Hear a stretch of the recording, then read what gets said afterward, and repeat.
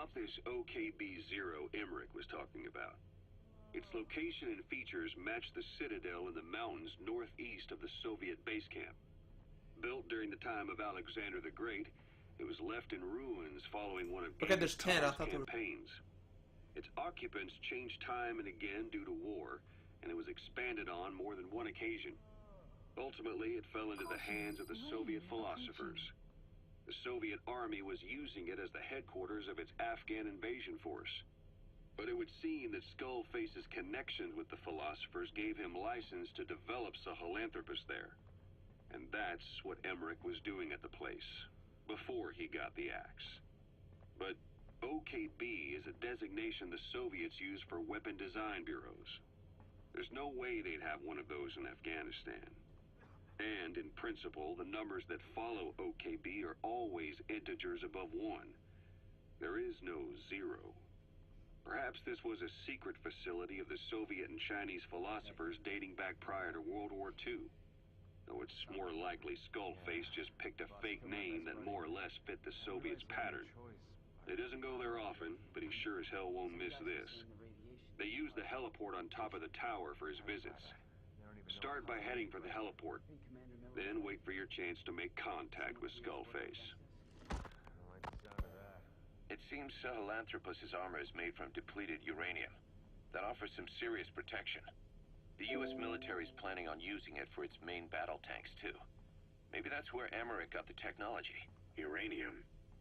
They're using nuclear fuel for armor now? No. What they use for nuclear fuel is uranium-235, which is extracted from natural uranium. Depleted uranium is a byproduct of that process. Sort of like the leftovers, I guess. The garbage. Uranium-235 makes up 0.72% of natural uranium, whereas depleted uranium contains only 0.2%. What are the benefits of using it for armor? It's a pretty short list. Uranium's a heavy metal, like lead, meaning it can hold a greater amount of kinetic energy. But it also boasts a hardness closer to tungsten. That makes it an ideal material to use for, say, armor-piercing ammunition penetrators. But it's not the best choice for armor.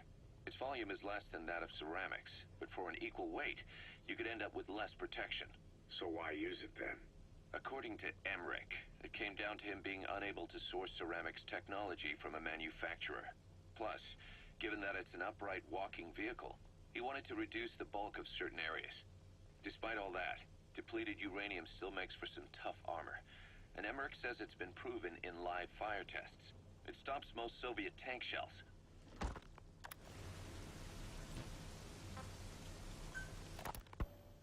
Emmerich didn't go with depleted uranium for Sahelanthropus' armor because of its strength. He had nukes in mind. Exactly. It's meant to use its body as the fuel component for a nuclear weapon. Sahelanthropus uses built-in uranium enrichment archaea to melt its own body and extract uranium-235 from the depleted uranium in its armor. Those archaea perform the enrichment in an extremely short time.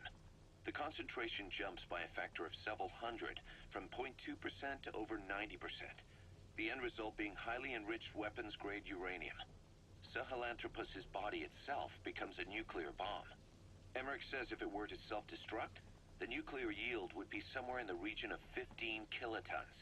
Since you need about 50 kilograms of highly enriched uranium to trigger a nuclear reaction, that would mean Sahelanthropus contains something like 23 tons of depleted uranium. That's not very much. No, it isn't. That's about what you'd expect to find in a main battle tank's armor. The point is, it can be transported anywhere, even use its conventional weaponry on the battlefield, and the international community will never suspect a thing. I just received word from the R&D team and the transport team out of Afghanistan. They finished installing Sahelanthropus on the base. It's ours now. All right. Don't let any of the staff touch that thing. Especially Emmerich. Of course. That guy's crush on Sahelanthropus is beyond a joke. Guess he really wants to see his tech stand on its own 2 legs this time. That's not gonna happen. I know it. So you've got no plans to make it operational again? Damn right. Boss, I want to hear it straight from you. Hear what? What the hell do you want with that thing? The drive is busted. It's not like it has a nuke on board. Even if the metallic archaea could turn it into a nuclear weapon, all it can do is self-destruct. Sahelanthropus just isn't a weapon anymore. It'll It'll draw unwanted attention without even being a deterrent. I know. The weapon's development strut sank 2 feet under that thing's wake. That's 1 year's drop in a single night. We've started on reinforcing the strut, but there's no guarantee it'll hold up if a storm hits. I know that, too. Boss, why keep it? It's a mark. Us Diamond Dogs, we don't have a country to call home. That means we have no past, nothing to prove that we lived. Every one of us threw it all away when we came here. Sahelanthropus is a symbol to show that the likes of us brought at least one crisis to its end. A mark in history. So we can't just fade away. It's of no practical use to us. But we still need it. A symbol of what we've done. I'm glad I sounded you out on this. Snake, on behalf of all of us, I want to thank you. I don't need gratitude. I need security. Keep Emmerich away from that thing. Roger that.